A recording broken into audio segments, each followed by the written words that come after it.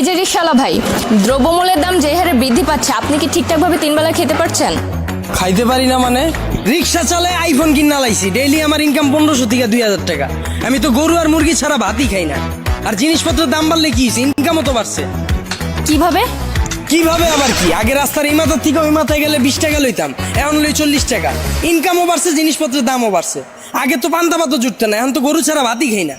ওই বেটা, তুই কি নেশা করছস? নেশা করে এসব কথা কইতাছস? আমি 20,000 টাকা চাকরি কইরা না পারি খাইতে, না পারি ঘর ভাড়া দিতে, জিনিসপত্রের খালি দাম আর দাম। হালার ঘরে হালা, তুমি চাকরি করতে যে কাম করো 7 ঘন্টা, তোমার কি বেতন দিব 2 লাখ? যোগ্যতা নাই, আবার দোষ দাও সরকারের। তার মানে কি আপনি বলতে চাচ্ছেন সবাই জব বাদ দিয়ে রিকশা চালাবে? অবশ্যই। আমি কি কইলাম? আমি তো গরু ছাড়া ভাতই খাই না। আমি সারাদিনে কাম করি 12 ঘন্টা, তো আমি গরু না খাইলে কি ওই গরু খাইবো? ওই বেটা, তুই তো অশিক্ষিত, তুই চাইলে রিক্সা চালাইতে পারবি। আমার ছোট ভাই অনার্স পাস কইরা রাস্তায় ঘুরে চাকরি পায় না, ওই চাইলে কি তোর মতো রিক্সা চালাইতে পারবো? হালার ঘরে হালা, মাস্টার্সের সার্টিফিকেট বাসায় ঝুলাই থুই আইছি, পুরা সে বাসা বানাইছে। আর তুই আইছিস বেটা অনার্স লয়া। আর শিক্ষিত হইছি কি হইছে? রিক্সা চালাই নাকি খারাপ? আর শিক্ষিত হইছি দেখে কি আমি রিক্সা চালাইতে পারবো না? বাবু মানছে কি কইবো? ওই বেটা, তোরে কি মানছে বাদ দিয়া যায়? আর হালার ঘরে হালা না, তোরা 2 দিন পর নাটক করস, সার্টিফিকেট পুরো এলাস। অনার্স মাস্টার্স পাস করছস টাল্টি বাল্টি করে, চাকরি পাবি কইতে? যারা পাওয়ার হেরা পায়, এরা নিজেরা ওইভাবে তৈরি করে। তোরা 10 লাখ বেকার ঘুরো স্কিল লিগা, সরকারের দোষ দা স্কিল লিগা। তোরা যখন বুঝছস যে তগরে দিয়া পড়ালে হইব না, করতে গেছিস কে জোর কইরা? ও বুঝছি, সার্টিফিকেটের লেগা না? বিয়ার সময় যেন কইতে পারো যে আমি গ্রাজুয়েট, আমি ইঞ্জিনিয়ার, আমি শিক্ষিত। এসব বন্ডামি বাদ দিয়া তোর বাইরে রিক্সা লয়ে বেরিতে।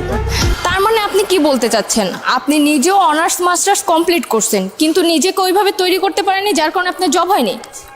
হ্যাঁ অবশ্যই, মিছা কথা কমুকে। আমি নিজের ওইভাবে তৈরি করিনি, আমি জমও পাইনি, আমি রিক্সা চালাই না শুরু করছি।